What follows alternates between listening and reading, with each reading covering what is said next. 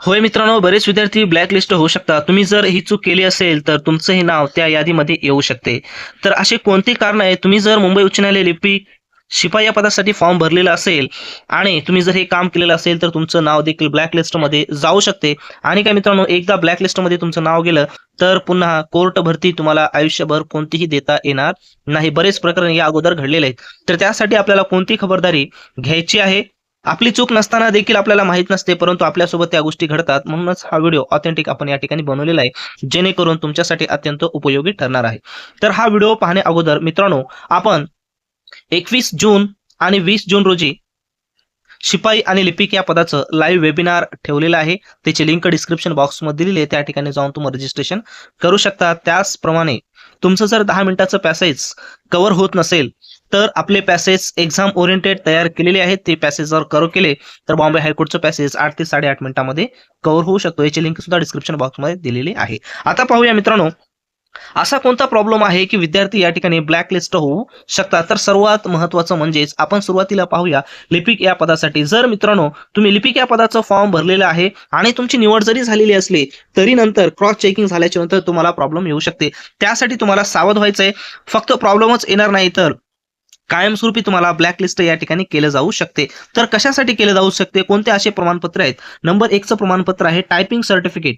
तर typing certificate तुमच्याजवळ duplicate असेल, तुम्ही टायपिंग न करता त्या ठिकाणी डुप्लिकेट सर्टिफिकेट तयार करून घेतलं असेल, तर अशा कॅन्डिडेटचे क्रॉस चेकिंग झाल्याच्या नंतर देखील त्या ठिकाणी त्या विद्यार्थ्यांना ब्लॅकलिस्टमध्ये ऍड केले जाईल. किंवा MSCIT सर्टिफिकेट हे देखील जर तुम्ही डुप्लिकेट काढलेले असेल, तरी देखील तुम्हाला या ठिकाणी ब्लॅक जाऊ शकते. कारण प्रत्येक सर्टिफिकेटची या ठिकाणी क्रॉस चेकिंग केली जाते. जेव्हा आपण मुलाखतीला प्रमाणपत्र देतो त्यावेळेस देखील चेकिंग केली जाते.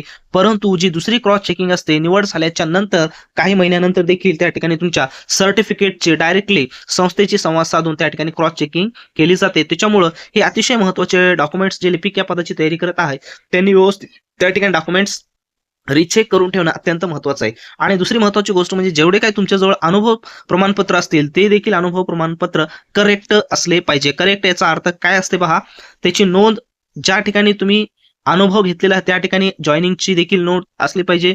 रिलीव्ह तुम्ही झालेले असेल त्याची देखील नोंद असली पाहिजे. ऑर्डर असतात, जॉईनिंग लेटर सुद्धा असते आणि रिलीव्ह लेटर सुद्धा असते. म्हणजे या सर्व गोष्टी असतात, या गोष्टी देखील ऑथेंटिक असल्या पाहिजे. आता आपण या ठिकाणी पाहूया शिपाई या पदासाठी. शिपाई या पदासाठी सर्वात महत्त्वाचं आहे 7वीचं मार्क मेमो हे ऑथेंटिक असलं पाहिजे. जर 7वीचं मार्क मेमो ऑथेंटिक नसेल, डुप्लिकेट माहिती भरली असेल आणि डुप्लिकेट प्रमाणपत्र आणून दिलं असेल, तरी देखील या ठिकाणी तुम्ही ब्लॅकलिस्टमध्ये जाऊ शकता. आणि जे अनुभव प्रमाणपत्र आहेत, स्किल टेस्ट वगैरे, स्किल टेस्टचे किंवा अनुभव प्रमाणपत्र हे देखील व्यवस्थित ऑफिशियल असले पाहिजे. यामध्ये देखील गडबड असता कामा नये. आणि जर यामध्ये गडबड जर मित्रांनो दिसली, तरी देखील या ठिकाणी ब्लॅकलिस्ट मध्ये आपले नाव जाण्याची शक्यता असते. त्याच्यामुळं होईल तेवढं कोणत्याही प्रकारची गडबड आपल्या डॉक्युमेंट्समध्ये असता कामा नये. कारण बऱ्याच गोष्टी तुम्हाला माहीत नसतात.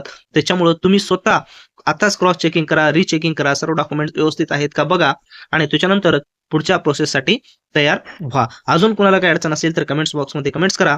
आणि अशाच प्रकारचे ऑथेंटिक इन्फॉर्मेशन घेण्यासाठी आपल्या चॅनलला सबस्क्राईब करून टेलिग्राम चॅनल देखील सबस्क्राईब करा. आणि जे ऑथेंटिक कंटेंट्स आपण तयार केले टायपिंगचे, तर ते पॅसेज देखील बाय करा. कारण याचा आढावा पहा तुम्ही. बरेच विद्यार्थी आपले आतापर्यंत जॉईन झालेले आहेत. वेबिनारचा देखील त्यांना फायदा झालेला आहे आणि टायपिंगच्या पॅसेजचा देखील फायदा झालेला आहे.